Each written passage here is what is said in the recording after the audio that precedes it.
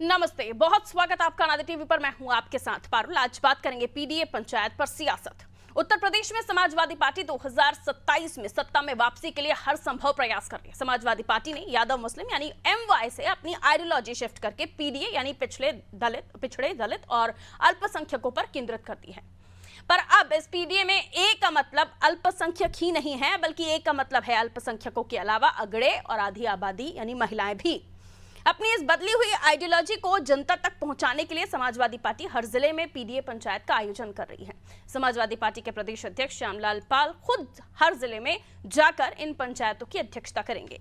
पिछले लोकसभा चुनाव में समाजवादी पार्टी को बड़ी सफलता मिली, लेकिन उससे पहले विधानसभा चुनाव में वोट बैंक बढ़ाने के बावजूद सत्ता के करीब समाजवादी पार्टी नहीं पहुंच पाई। इसका कारण शायद ये था कि समाजवादी पार्टी को सभी वर्गों का वोट नहीं मिला। इस बार समाजवादी पार्टी ने अपने राजनीतिक फलक का विस्तार किया है और अब सपा का फोकस यादव, मुस्लिम, पिछड़े, दलित के अलावा सवर्ण समुदायों पर भी है। दूसरी तरफ साल 2029 में महिला आरक्षण लागू होने से पहले समाजवादी पार्टी महिला नेतृत्व को भी आगे लाने की चाहत रख रही है, ताकि जीतने वाली महिला कैंडिडेट मिल जाए। इस दृष्टि से समाजवादी पार्टी ने सभी अनुषंगिक संगठनों में महिलाओं की भागीदारी बढ़ाने के साथ साथ महिला नेतृत्व को आगे लाने की कवायद भी शुरू कर दी है। तो 2027 के विधानसभा चुनाव से पहले समाजवादी पार्टी कितनी मजबूत होगी और भाजपा के लिए ये चुनौती कितनी महत्वपूर्ण, आज यही जानने की कोशिश करते हैं। पहले कुछ बयान प्रतिक्रियाएं सुन लीजिए। ये समाजवादी पार्टी पूरे प्रदेश में प्रत्येक जिले में घर घर जाके, गांव गांव जाके, गली गली जाके पीडीए पंचायत करेगी। लोगों को पीडीए के अधिकार, हक के बारे में जागरूक करने का काम करेगी। पीडीए ने जिस तरह से जागरूक होकर लोकसभा चुनाव में वोट डाला, समाजवादी पार्टी को समर्थन दिया, समाजवादी पार्टी उसका आभार व्यक्त करेगी। बाबा साहब का जिस तरीके से भारतीय जनता पार्टी अपमान कर रही है, जिस तरह से भारतीय जनता पार्टी के शासन में संविधान और लोकतंत्र खतरे में, उन सब के प्रति पीडीए को जागरूक करना है। इसलिए समाजवादी पार्टी गांव गांव, शहर शहर, गली गली जाके पीडीए पंचायत करेगी। पीडीए के लोग को एकजुट करने का काम करेगी। अखिलेश यादव और इंडी गठबंधन ने लोकसभा चुनाव के दौरान पीडीए और संविधान का एक गुब्बारा फुलाया था, लेकिन लोकसभा के चुनाव के बाद जिस तरीके से अखिलेश यादव ने अपराधियों को संरक्षण दिया, दंगाइयों को संरक्षण दिया, और जिस तरीके से कन्नौज में नवाब सिंह यादव कांड और अयोध्या में मुईद खान के विषय पर पिछड़े समाज की लड़कियों का विरोध किया उन्होंने, एक तरह से उनके बयान को उन्होंने ऑथेंटिक नहीं माना और डीएनए टेस्ट की मांग की। उससे जनता को समझ में आ गया कि पीडीए में से पी और डी डिलीट हो चुका है, केवल ए बचा है। मुस्लिम परस्ती और तुष्टीकरण की राजनीति अखिलेश यादव कर रहे हैं।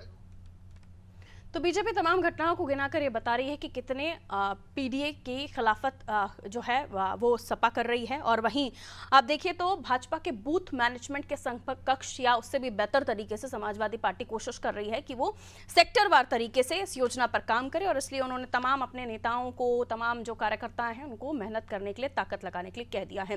लेकिन पीडीए पंचायत क्या उतनी सफल होगी जितना सपा सोचकर चल रही है, या ये अभियान सक्सेसफुल होगा? ये मिलियन मेहमानों से जो हमारे साथ चर्चा में जुड़ रहे हैं। अजीत विशाल जी कांग्रेस से बने हुए हमारे साथ, बहुत स्वागत अजीत जी। शिव सिंह भारती जी भारतीय जनता पार्टी से हमारे साथ बने हुए, आपका भी स्वागत। पूजा मिश्रा जी सपा से हमारे साथ जुड़ रही हैं, बहुत स्वागत आपका भी। नीरज मेहरी जी वरिष्ठ पत्रकार हमारे साथ जुड़े हुए हैं। सबसे पहले नीरज सर, आपकी टिप्पणी पीडीए को लेकर जो ये अभियान चलाया जा रहा है, जिसमें कहा जा रहा है ये जो पंचायत है इसमें सेक्टरवार तरीके से समाजवादी पार्टी काम करने वाली है, क्या ये उतनी सफलता दे पाएगा? 2027 के आगे की तैयारी जो करने की कोशिश की जा रही है उसमें अब तमाम वर्गों को और इंक्लूड कर लिया है इन्होंने, लेकिन उपचुनाव जो हुए उसमें उतनी सफलता नहीं मिली। क्या जो फलक तैयार करना चाह रही है सपा वहां तक पहुंच पाएगी? नीरज सर। देखिए पारुल जी, मुझे लगता है कि संभव की घटना के बाद धार्मिक भेदभाव उत्तर प्रदेश में बढ़ा निश्चित रूप से, और समाजवादी पार्टी जिस पीडीए को लेकर जाना चाहती है, निश्चित रूप से समाजवादी पार्टी के लिए चिंता का विषय था कि जो धार्मिक भेदभाव बढ़ा है उसको कैसे मिटाया जाए।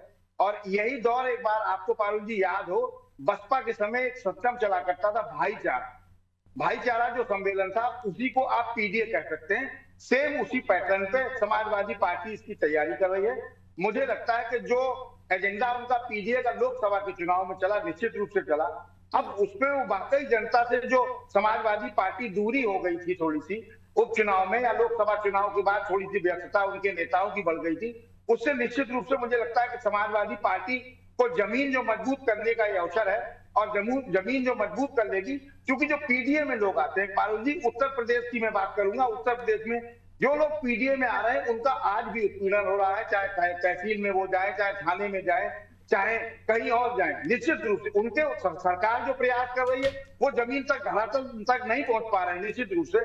तो पीडीए के लोग का दर्द कौन सुनेगा? पीडीए का जो स्वरूप है उसको देखने के बाद अखिलेश यादव ने जो निर्णय लिया है, मुझे लगता है कि समाजवादी पार्टी को इसका बहुत बड़ा फायदा मिल सकता है, क्योंकि जो डीपीए भारतीय जनता पार्टी ने बनाया था, उस डीपीए पर कोई भारतीय जनता पार्टी का नेता हो, चाहे कार्यकर्ता हो, चाहे आम आदमी हो, भाजपा का कोई चर्चा नहीं कर रहा है। तो निश्चित रूप से समाजवादी पार्टी इस डीपीए के माध्यम से जो चीजें चाहती है, जनता से जुड़ना और सीधे संवाद करेगी, उसका फायदा मुझे लगता है कि मिलना चाहिए। जी पारुल, पीडीए पंचायत का फायदा सपा को मिल सकता है, नीरज सर आपका ये कहना है, लेकिन जिस तरीके से कोशिश की जा रही हैं और भारतीय जनता पार्टी भी पूरी तरह आपको ये बताने की कोशिश कर रही है कि कितनी घटनाएं कैसी हुई जिसमें पीडीए के साथ आप कितना खड़े नजर आए। पूजा जी, मेरा सवाल आपसे, ये जो पंचायत आप शुरू कर रहे हैं, अभी नीरज सर ने भी बताया कि कई सारे ऐसे लोग हैं जो अभी भी परेशानियों को झेल रहे हैं, अभी भी कई सारी परेशानियों को वो फेस कर रहे हैं, तो क्या जनता की आवाज को उठाएं या पंचायत करें, उनको ये बताएं कि क्या हुआ क्या नहीं हुआ? क्योंकि विपक्ष का काम जनता के मुद्दों को भी उठाना होता है, लेकिन सदन तक जब हम आवाज सुनते हैं तो वहां पर शोर ही शोर नजर आता है। पारुल जी आपको नमस्कार और साथी प्रवक्ताओं को भी नमस्कार। और ये कहना गलत होगा कि सदन में जो है हम मुद्दों को नहीं उठाते हैं। सदन में हम मुद्दों को उठाते तभी तो चर्चाएं होती है, वरना चर्चा नहीं होती। अभी जो है, अब मैं बहुत दूर नहीं जाऊंगी, अभी पिछली जो विधानसभा सत्र चला था तो आपको पता होगा कि बिजली प्राइवेटाइजेशन के ऊपर में सरकार काम कर रही है, क्योंकि बिजली विभाग के ऊपर में 1077 लाख करोड़ का घाटा है।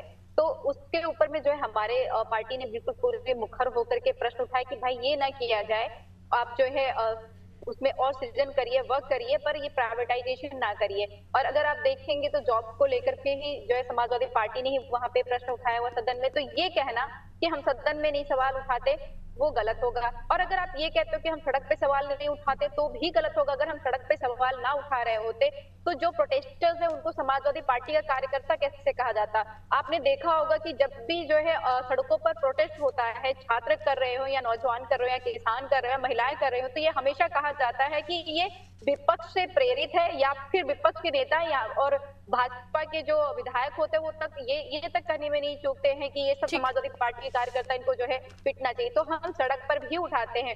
अभी मैं पीडीए पंचायत की बात कर लेती हूँ। तो पारुल जी, मैं आपकी जानकारी के लिए बता दूं कि समाजवादी पार्टी ऐसा नहीं कि पीडीए पंचायत पहली बार करने जा रही है या इस तरीके का कार्यक्रम पहली बार करने के लिए जा रही है। समाजवादी पार्टी लगातार जो है जन संवाद बिठाती रहती है। हमने इससे पहले, अगर 2022 के इलेक्शन से पहले हम बात कर ले, 2022 के इलेक्शन के समय में ही हमारा जो है किसान घेरा कार्यक्रम चला करता था, जो हर ग्रामीण क्षेत्रों में जाकर के किसानों से मिलकर के किसान का एक घेरा बना करके उनके जो अधिकार होते हैं उनके मुद्दों को समझाया करता था और उनके अधिकार को दिलाने का प्रयास करते थे। हमारा जो है युवा पंचायत भी चला करती थी, जो ग्रामीण में जाकर के जो युवा हुआ करते थे, हम उनसे आपका कहना है ये अभियान कोई नया नहीं है, हम पहले से भी करते आ रहे हैं और इसमें आपने ए को डबल ट्रिपल ए कर दिया है कि अगड़े भी हमारे साथ हैं तो अल्पसंख्यक भी हैं। जब बात करती तो हमने पहले, इससे पहले पीडीए पखवाड़ा किया हुआ था। आपको जानकारी ही होगी कि उस पखवाड़ा को राष्ट्रीय अध्यक्ष अखिलेश यादव जी ने खुद नेतृत्व किया था। सब आपके साथ है, पीडीए परिवार आपके साथ है, तो पंचायत करके उनको किस तरह से जागरूक करने की आप लोग कोशिश कर रहे हैं, क्या समझाएंगे? हम समझदार है ना आपका पीडीए? तो समझदार तो है ही। अगर समझदार नहीं होता तो आपको जानकारी कैसे हो कि आज भी आजादी के इतने सालों बाद भी अगर एक महिला जो है पंचायत में चुनी जाती है, प्रधान होती है, तो पंचायत जब जाती है तो उसको कहा जाता है कि आप दलित हो, आप पहले जाकर के अपनी कुर्सी ले आइए फिर बैठिए। आज भी जब दलित घोड़े पर सवार होकर के अपनी बारात निकालता है तो उसको जो है बस इसलिए पीटा जाता है क्योंकि वो दलित है। तो ये अधिकारों की बात तो करनी पड़ेगी। अगर जो है ये अधिकारों की बात नहीं, अगर ऐसा नहीं चल रहा होता तो उनको अधिकारों की बात करने की आवश्यकता नहीं पड़ती। हालांकि जनता जागरूक है, उनके बीच में जाकर के उनके अधिकारों को और समझाना है और उनकी परेशानियों को जानना है कि उनको क्या परेशानी हो रही है, उनके अधिकार क्षेत्र में क्या था और हम कहां से किस तरीके से मदद कर सकते हैं। ठीक है, ठीक है। ये इसका संवाद जवाब मैं बैठाने के बीजेपी लिए से है। लूंगी, लेकिन पहले कांग्रेस की तरफ चली जाती हूँ। दोनों तरफ से सवाल हो जाए, उसके बाद शिव भारती जी आप जवाब दीजिएगा। अजीत विशाल जी, ये संयुक्त पीडीए पंचायत भी तो हो सकती थी, क्योंकि आप लोग भी पीडीए को मानते हैं, लेकिन आप वो आइडियोलॉजी नहीं फॉलो कर रहे हैं। लेकिन संयुक्त ये पंचायत होती, आप लोगों के दोनों के कार्यकर्ता मिलकर करते तो ज्यादा फायदा होता, ज्यादा अच्छे से दलितों की समस्याओं को समझ सकते, ज्यादा अच्छे से उनको जागरूक कर पाते। नहीं देखिए पारुल जी, संयुक्त पीडीए की जहां बात है, माननीय राहुल गांधी जी ने जिस तरीके से भारत जोड़ो यात्रा के तहत जो एक पूरे भारत में जातिगत जनगणना की बात की, उसके पीछे का पूरा आशय है कि जो भारत की बहुसंख्यक आबादी है, भारत की जो बहुसंख्यक आबादी है, उनको उनके अधिकार मिले, उनको जो भी पिछड़ापन है, चाहे शैक्षिक आधार पे, राजनीतिक आधार पर, नैतिक आधार पे, वो सारे लाभ उनको मिल पाए। ये उसी का एक कह सकते हैं पर्याय है पीडीए। और पीडीए जो आप कह रहे हैं कि ए डबल हो गया, ट्रिपल हो गया, ऐसा नहीं। मैं पिछली डिबेट्स में भी ये चर्चा करता रहा हूं, अगड़ा पिछला दलित सब जो है गठबंधन सरकार के साथ है, इंडिया गठबंधन सरकार के साथ है। अगर ऐसा ना होता तो लोकसभा में चाहे देख लीजिए हमारी जो भी सीट्स है विपक्ष की, और चाहे विधानसभा में, उसमें अगड़े भी हैं, पिछले भी हैं, दलित भी हैं, अल्पसंख्यक है। ये एक भारत की आवाज है, ये कोई नई बात नहीं है। और उत्तर प्रदेश ये इसका जीता जागता उदाहरण है, जहां पर भारतीय जनता पार्टी पूरी तरह से विफल हो चुकी है पीडीए की जो रणनीति है। और कांग्रेस पार्टी अब एक राष्ट्रीय पार्टी है, वो भी अपने तरीके से इन सभी मुद्दों पर बेहतर रूप से माननीय अजय राय प्रदेश अध्यक्ष जी के नेतृत्व में उत्तर प्रदेश में बहुत ही अच्छे से कार्यक्रम कर रही है। और वही समाजवादी पार्टी भी अपनी योजनाओं के अनुरूप अपना कार्य कर रही है। इसलिए मैंने कहा कि हम भी कर रहे हैं, हम भी कर रहे हैं, मत बताइए। मैंने कहा संयुक्त रूप से आप पीडीए की आवाज क्यों नहीं उठा सकते हैं? यूपी की बात हो रही है ना। आपने कहा कि भारत जोड़ो यात्रा के तहत राहुल गांधी जी कितने दिन आए थे यूपी? कितने दिन में उन्होंने आवाज उठा ली थी? देखिए, राहुल गांधी जी तो पूरे भारत में भ्रमण किया है, पूरे भारत में भ्रमण किया। और जो एक रोड मैप, तो समाजवादी पार्टी पूरे भारत में आपको वो जगह, आप समाजवादी पार्टी को क्यों नहीं देते? जहां आपका वोट बैंक ज्यादा होता है, जहां आपको लगता है आप ज्यादा सीटें दे दे, वहां सपा को चलता कर देते हैं। सपा यूपी में आपको चलता कर देती है। ठीक है, बीजेपी साहब मैं सवाल ले लेती हूँ। मैंने आपसे जो सवाल पूछा उसका जवाब आप नहीं दे रहे हैं मुझे, मुझे लगता भी नहीं कि आप उसका जवाब दे पाएंगे कि संयुक्त रूप से क्यों ये पीडीए पंचायत नहीं कर पा रहे हैं आप लोग, ये एकता नहीं दिखा पा रहे हैं आप लोग। पारुल जी, ये एक अपने राजनीतिक पार्टियों का अलग अलग मामला है। दोनों पार्टियां अपने फिर राजनीति कर रहे हैं, ये कहिए ना, शुद्ध रूप से राजनीति कर रहे हैं आप लोग।